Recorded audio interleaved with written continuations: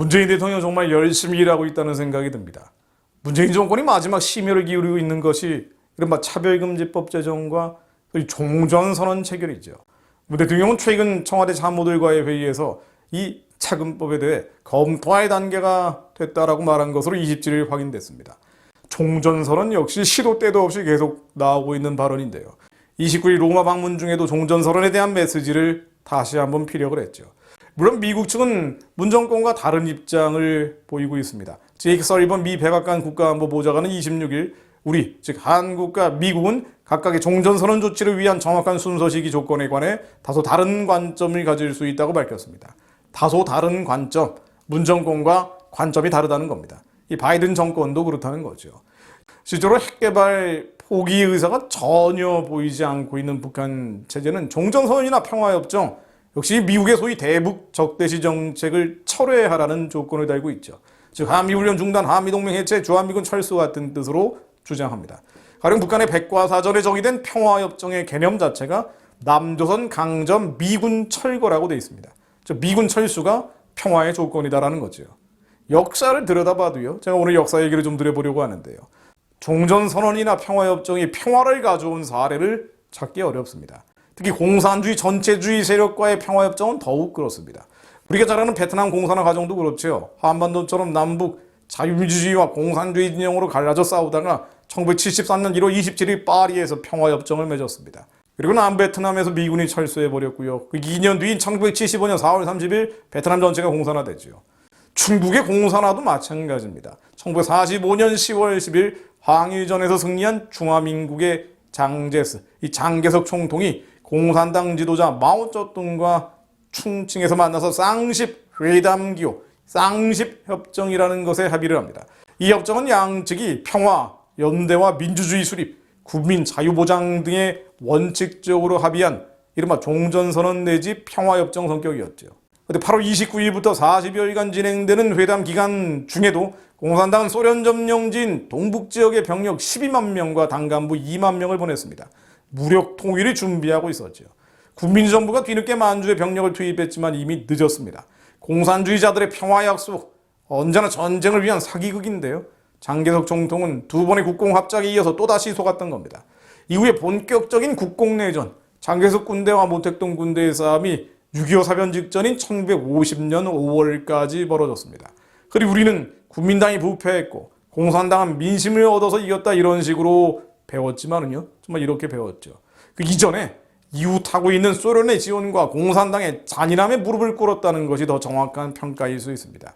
예전에 홍콩대 석좌 교수인 프랑크 뒤케터의 인민 3부작을 아주 재밌게 읽었던 기억이 납니다. 이 책을 보면 공산당 인표가 동북지역을 장악해가면서 48년 5월 30일 장춘을 죽음의 도시로 만들려는 모택동의 명령을 받는 내용이 나옵니다. 약 50만 명의 민간인과 10만 명의 국민당 군대가 150일간의 포위 공격으로 그 가운데 16만 명이 굶어 죽거나 병으로 숨지고 그 뒤에 항복을 하죠. 150일 동안 16만 명이 스스로 죽은 겁니다.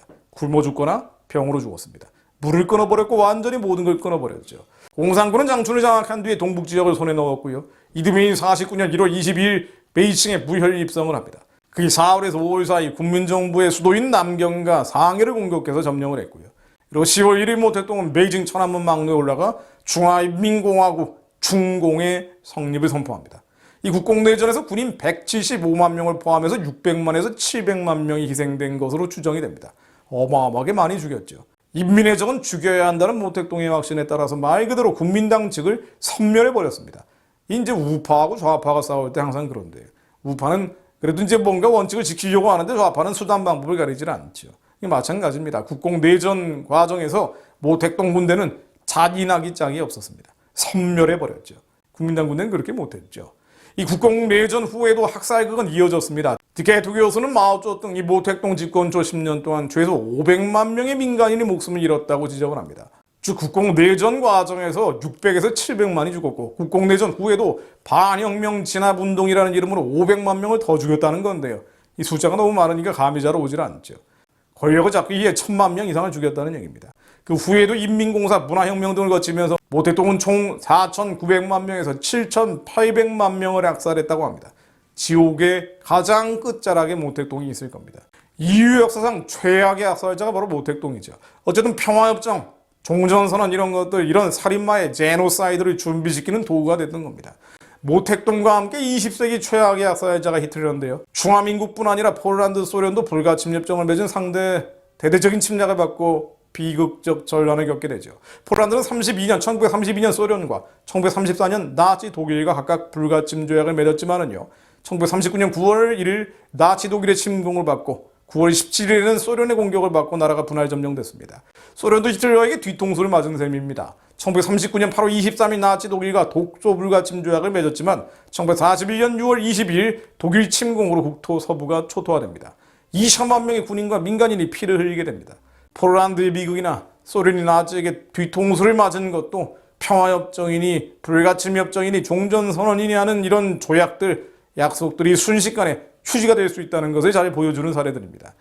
76년 전 쌍십협정에서 공산당에게 시간을 벌어준 것이 국민당 정부는 물론 한민족 전체에게도 통한의 기억으로 남아있죠.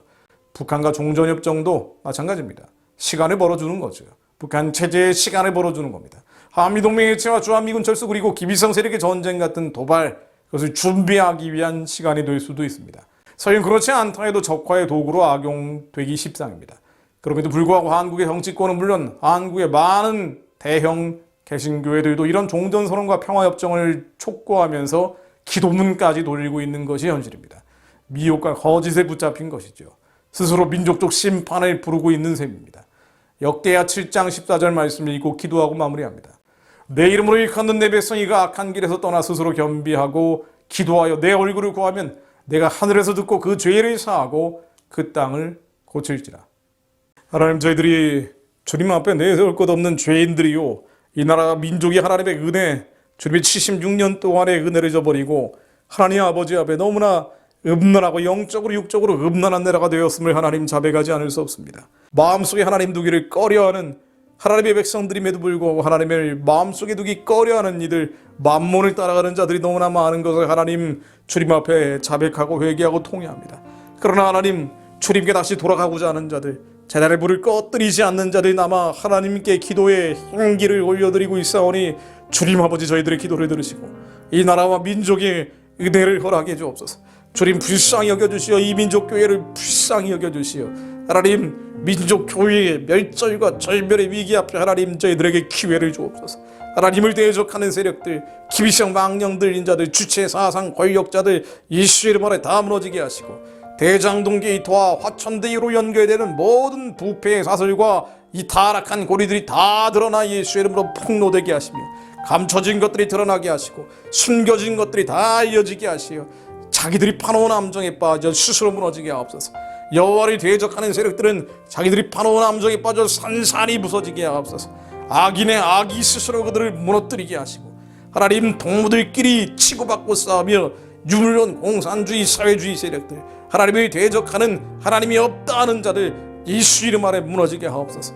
기비성 우상숭배 체제가 예수의 이름으로 무너지게 하시어 한반도 남과 북의 기비성 망령 잡힌 자들이 완전히 무너지게 하옵소서.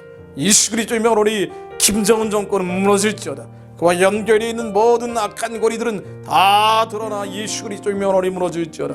하나님, 평양의 우상숭배 체제가 무너진 땅에 주님의 거룩한 성전이 세워지게 하시고 거리마다 마을마다 예수를 그리스도로 부르는 찬양과 경배 소리가 한반도 전역에 울려 퍼지게 하옵소서. 선교하는 통일한국 만들어주시고 이 나라 민족교회가 마지막 때 하나님께 쓰임받을 수 있도록 주님께서 선교의 길을 대륙으로 초원으로 뻗어가는 선교의 길을 열어주옵소서. 하나님, 은혜를 허락해 주시어 이 민족교회에 회개의 불이 일게 하시고 주님께 돌아가고자 하는 회개의 불이, 하나님 회개의 불이 떨어지게 하옵소서. 하나님 아버지, 예수 그리스도의 이름으로 승리하는 자들, 죄와 싸워 승리하는 자들, 우리 안에 모든 미움과 증오와 분노와 상실감과 패배감과 열패감과 열등감과 모든 더러운 감정들, 기분들, 생각으로부터 이론과 이데올로기로부터 세속적인 이데올로기로부터 자유로운 자들, 자유로워진 자들, 이기는 자들, 승리자들이 일어나게 하시고 승리자들 가운데 하나님 이 민족을 이끌고 갈 경건한 지도자들이 세워지게 하옵소서. 하나님이 두려워하는 백성들이 이 민족의 지도자로 세워지게 하옵소서. 내년 3월 대통령 선거에 하나님 개입하여 주옵소서. 역사의 주관자가 하나님 한 분뿐임을 믿지 않는 자들도 알게 하옵소서. 예수 그리스도 이름으로 기도드립니다. 아멘.